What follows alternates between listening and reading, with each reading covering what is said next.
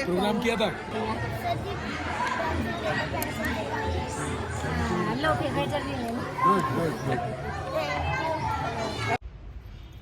Hello नमस्ते दोस्तों, कैसे हैं आप सब। आशा करती हूँ आप सब अच्छे होंगे, खुश होंगे, मस्त होंगे। दोस्तों आप सभी का स्वागत है एक और नए ब्लॉग में। दोस्तों आज है रिपब्लिक डे, तो रिपब्लिक डे पर सबको ढेर सारी शुभकामनाएं और जितने मतलब महापुरुष हैं सबको दिल से धन्यवाद और सत सत नमन। तो दोस्तों आज मैं जा रही हूँ बच्चों के स्कूल, बच्चों के साथ मैं रिपब्लिक डे सेलिब्रेट करूँगी। तो आप लोग कंटिन्यू बने रहिएगा हमारे साथ। चलो चलते हैं हल्द्वानी। आज जा रहे हैं हम बच्चों के स्कूल, जा रहे हैं हल्द्वानी। बच्चों के साथ आज सेलिब्रेट करेंगे हम रिपब्लिक डे। ये है चलो बच्चों के लिए कुछ सामग्री ले लेती हूँ, गिफ्ट वगैरह ये दुकान से।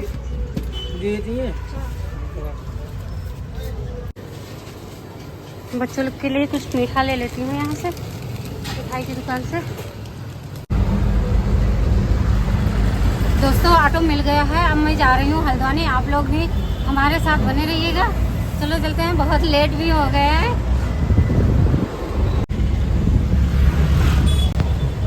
पूरी सड़कें सजी हुई है आज तिरंगे से।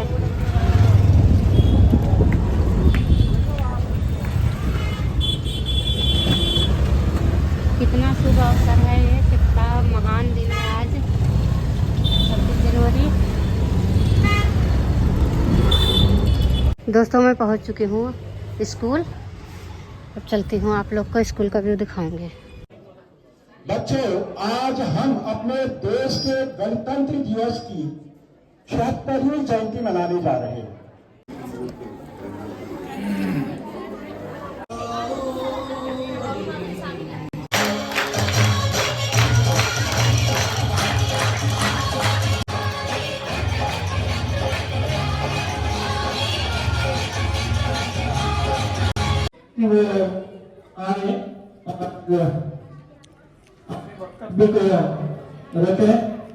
धन्यवाद।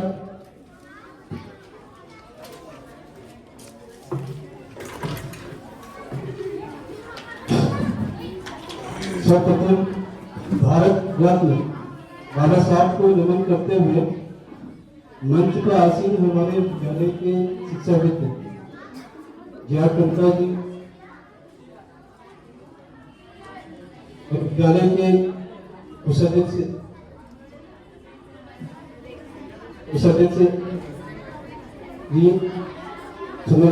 इनका विद्यालय को बहुत बड़ा कंट्रीब्यूशन इनका है, योगदान इनका है।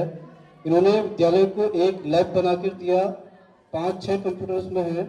आज उन्हीं के सौजन्य से जो कंप्यूटर दिए गए बच्चों को बच्चे सीख रहे हैं, तो एक बार उनके लिए जोरदार ताली हो जाए।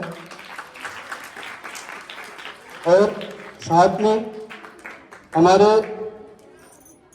ITI से पूर्व रिटायर्ड है शंकर लाल जी, इनका भी बहुत बड़ा योगदान विद्यालय को रहा है। इन्होंने बच्चों को बैठने हेतु मैट दिए, इनका भी मैं तहे दिल से विद्यालय प्रशासन से आभार व्यक्त करता हूँ। एक बार इनके लिए भी जोरदार ताली हो जाए। और मंच पर आसीन हमारे पूर्व रिटायर्ड प्रधानाचार्य लोहिया जी का भी मैं आभार व्यक्त करता हूँ। विद्यालय के सदस्य हैं JR आर्य जी, इंजीनियर साहब, उनका भी मैं आभार व्यक्त करता हूँ। बैंक से रिटायर्ड मुरारी जी हैं और देवराम जी हैं, और एक सामाजिक कार्यकर्ता पूर्व प्रधान और युवा एक जोश है हमारे मुकेश भट्ट जी, मैं इनका भी विद्यालय परिवार से आभार व्यक्त करता हूँ। 26 जनवरी 1950 को हमारा संविधान लागू हुआ, तो वो कहीं ना कहीं हमारे कर्तव्य को निभाने की जिम्मेदारी भी हमको देता है। इनके द्वारा 2 बच्चों को हमारे गोद दिया गया है, वो साल भर उनकी फीस भरती है और साथ में जो भी सहयोग अन्य माध्यम से होता है वो प्रयास करते हैं विद्यालय को मिले। और इसी क्रम में अभी मैडम के माध्यम से श्रीमती जानकी देवी स्वर्गीय श्री जगन्नाथ वासी करती है, ये रिटायर्ड सिंचाई विभाग से प्रशासनिक अधिकारी हैं, तो इनकी स्मृति में विद्यालय को कार्यालय में कंप्यूटर और मेरे पास बोर्ड नहीं थे, तो बोर्ड भी मैडम ने उपलब्ध कराए। इससे पूर्व भी मैडम के द्वारा जो आज आप देख रहे हैं व्हाइट बोर्ड उपलब्ध है आपके पास, ये सीतापल्ली मैडम का ही के माध्यम से उपलब्ध हो पाया। ये बहुत बड़ा सौभाग्य है देने के लिए। एक बार मैडम को फिर ताली बजाएं। मैं जितने भी हमारे अतिथिगण हैं मैं सभी से अपेक्षा करूंगा, आशा करूंगा कि विद्यालय को अपना सहयोग किसी प्रकार प्रदान करते रहे। और मैं विद्यालय के अध्यक्ष महोदय से अनुरोध करूंगा कि ये उनके पुत्र आए हैं भोज जी, इनको ये विद्यालय से आभार पत्र बना हुआ है, इसको भेंट किया।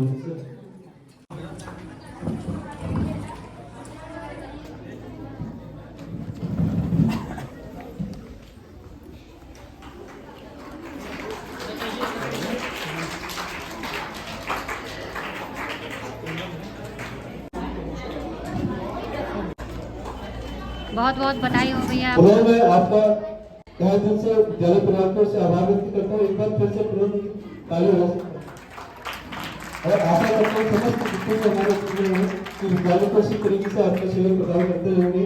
और यही पर अपने विचार वो था कि नाटक भी काफी अच्छा करते थे, तो बेटा आप लोग को भी बहुत बहुत आभार व्यक्त करते हैं विद्यालय की तरफ से, और ऐसे ही आप लोग जगह आते रहे। ये बच्चे हमारे 2013-14 बैच के बच्चे हैं और अपनी अपनी भूमिका निभा रहे हैं। दीपक तो मेडिकल लाइन में है और बसंतिका LLB कर रहे हैं, तो ये तो बहुत अच्छी बात है। और एक बार जो तालियां भी हो जाए इनके लिए, और ऐसे ही आप उत्तरोत्तर आगे गति करते रहें, ये हमारी शुभकामनाएं आपको हैं। और इनका एक चीज और मैं आप लोग को संज्ञान में लाना चाहता हूँ। इनका यही पंचकी के किस नाम से है, धनाशय मेडिकल है इनका, तो ये वहाँ पे अपना मेडिकल का कार्य करते हैं। तो और से भी मेरी अपेक्षा है कि इनको भी सहायता हम करते रहें आगे। और हाँ, ये सीता मैडम जी इस प्रोग्राम को आगे बढ़ाते हुए माँ तुझे सलाम कक्षा 7 वाले बच्चे आ जाए और कनेक्टिविटी से वाले सर भी आ जाए। धमाकेदार प्रस्तुति करने जा रहे हैं प्यारे प्यारे बच्चे। क्या है सीता मैम है, मैं उनसे अनुरोध करूंगा कि वो अपनी वाणी से हमें अवगत कराएं। धन्यवाद। काफी खुशी हो रही है आज के इस गणतंत्र दिवस पर इस समारोह में, जो कि विद्यालय द्वारा बहुत शानदार तरीके से आयोजित किया गया है। मंच पर आसीन मेरे सभी महानुभाव, सभी अनुभवी लोग यहाँ पर मंचासीन है, आप सभी का मैं सादर अभिनंदन करती हूँ। और आप सभी प्यारे बच्चों का स्वागत भी है और धन्यवाद है। आपने इतने कम समय में इतनी तैयारी के साथ यहाँ पर जो कार्यक्रम पेश कर रहे हैं, गणतंत्र दिवस को इतने उल्लास के साथ मना रहे हैं, उस सभी के लिए आप प्रशंसा के पात्र हैं। और मैं उम्मीद करती हूँ कि आपके अंदर का ये जोश है ये हमेशा बना रहना चाहिए। जैसे कि आज आपने जितने भी हमारे महानुभावों ने आगे से आपके सामने बात रखी संविधान के बारे में, बाबा साहब अम्बेडकर के बारे में, तो कहीं न कहीं जब भी हम संविधान का नाम लेंगे, गणतंत्र दिवस का नाम लेंगे, उसमें स्वाभाविक रूप से हम भीमराव अम्बेडकर जी का भी नाम लेंगे, क्योंकि संविधान नाम लेते ही भीमराव अम्बेडकर जी हमारे मस्तिष्क में आ जाते हैं। उनके बारे में हम लोग बातचीत करना शुरू करते हैं। तो आज के दिवस की सभी को सबसे पहले बहुत बहुत बधाई। संविधान में अभी एक बच्ची ने बहुत सुंदर तरीके से यहाँ पर प्रस्तावना पेश की थी। उस प्रस्तावना को मुझे लगता है आप कई बार पढ़ चुके हैं, और गणतंत्र दिवस के बारे में भी यहाँ पर काफी आपने बातें सुनी। क्योंकि अम्बेडकर जी के नाम से विद्यालय है, तो मुझे पूरा विश्वास है कि यहाँ पर उनकी जीवनी सबको मालूम होगा कि सावित्रीबाई फुले, ज्योतिबा फुले, सबके बारे में आपको जानकारी होगी।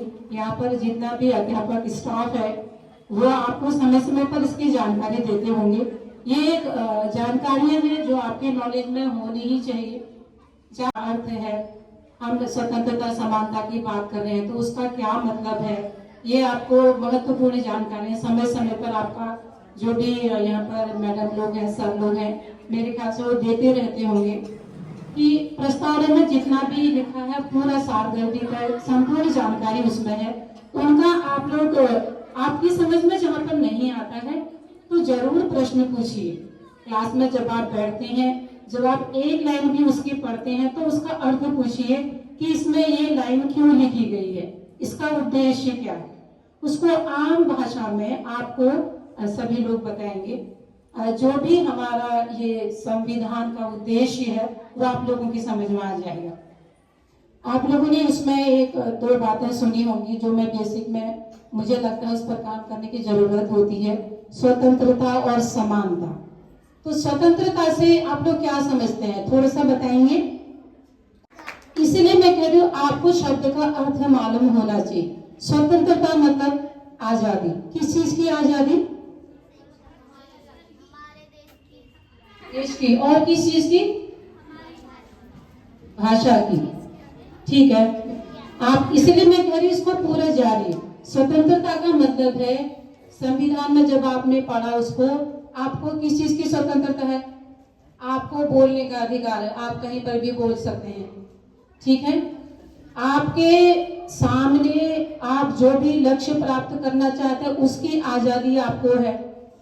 आपके ऊपर कोई थोप नहीं सकता है कि आपको केवल कुछ निश्चित क्लास तक पढ़ाई करनी है या आपको एक किसी निश्चित फील्ड में जाना है। स्वतंत्रता मतलब आप अपने विचारों को बोल सकते हैं। ठीक है, मैं आपके सामने यहाँ से मैं बोल रही हूँ, ये मेरे विचार है, मेरी मर्जी है कि मैं यहाँ पर क्या बोल रही हूँ, इसका मुझे अधिकार है। ये अधिकार किसने दिया हमको?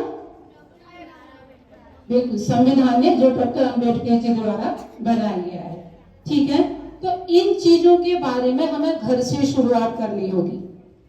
आपके घर में, क्योंकि देश समाज इन सब से पहले हमारा जो घर परिवार में, आप अभी छोटे हैं लेकिन आप इन चीजों पर आपका ध्यान जरूर जाता है कि मेरे परिवार में मेरे पिता, मेरी माँ, मेरी बहन, क्या इनको बोलने का अधिकार दिया जाता है?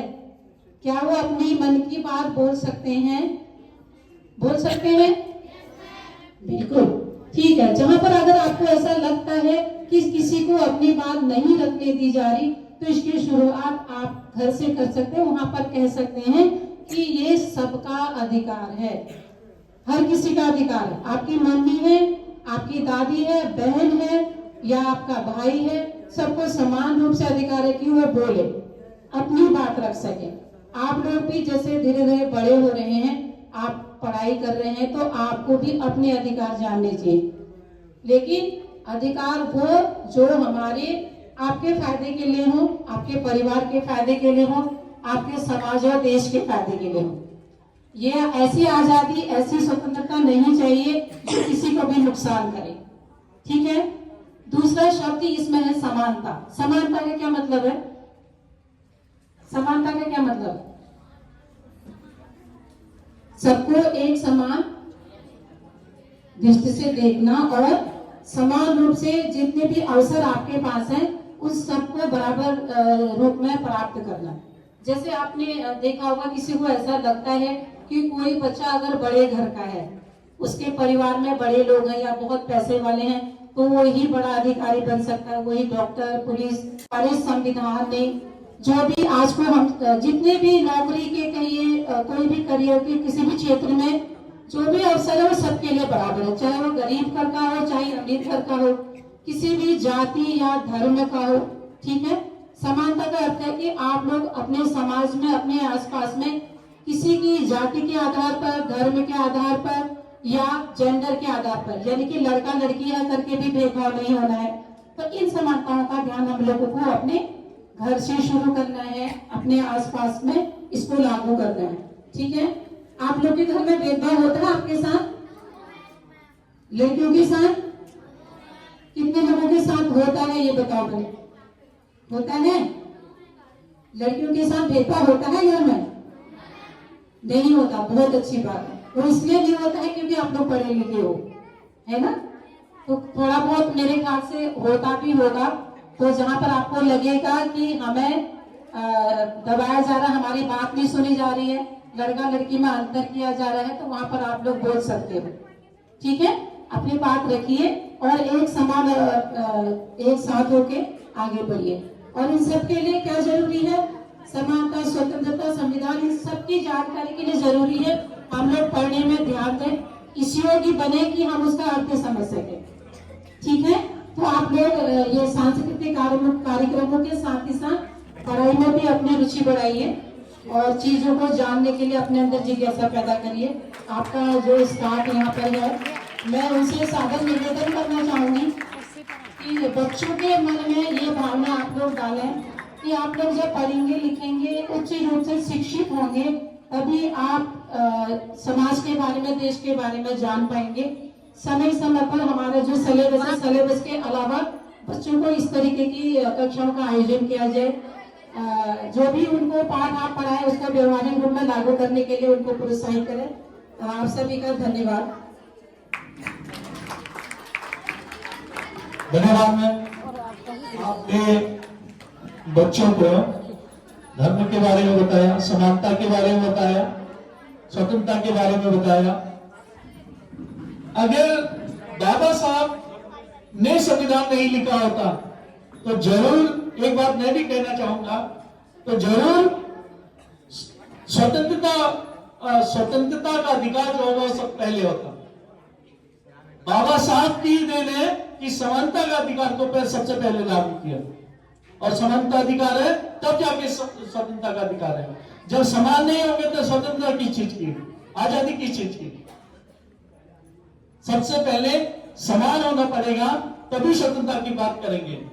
धार्मिक रूप से धर्म के अनुसार अगर देखें तो कबीरदास ने कहा था, सच कहो तो जग लूटे, सच कहो तो जग लूटे, झूठ कहो तो राम, कबीरा बेचारा क्या करे, दोनों कठिन है काम, दोनों काम कठिन है। अब मैं इसी कड़ी में प्रोग्राम को आगे बढ़ाते हुए हमारे बीच में कक्षा 5 के बच्चे हैं, वो अतिथि के मंच पर आ जाए, और साथ ही भूपेश सर से भी अनुरोध करेंगे कि वो भी अतिथि के मंच पर पहुंचने का कष्ट करें। भूपेश